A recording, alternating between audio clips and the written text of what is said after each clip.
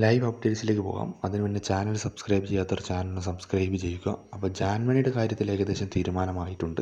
ജാൻമണിക്കെതിരെ ഇന്ന് ചോദ്യങ്ങൾ ഉയരും. ലാലേട്ടൻ ചോദിക്കും എന്ന് തന്നെയാണ് അറിയാൻ സാധിച്ചിരിക്കുന്നത്.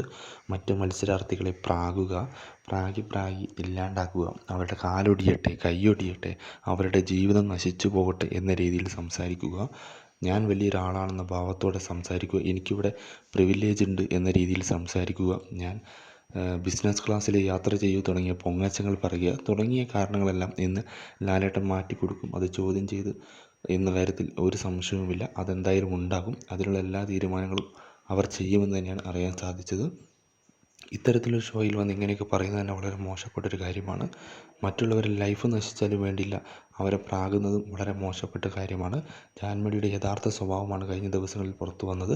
അത് ഇന്ന് ലാലേട്ടൻ ചോദ്യം ചെയ്യുമെന്ന് തന്നെയാണ് അറിയാൻ സാധിക്കുന്നത്. ജാൻമണി അത് മനസ്സിലാക്കി കളിച്ചില്ലെങ്കിൽ അവർക്ക് തന്നെയാണ് നഷ്ടം.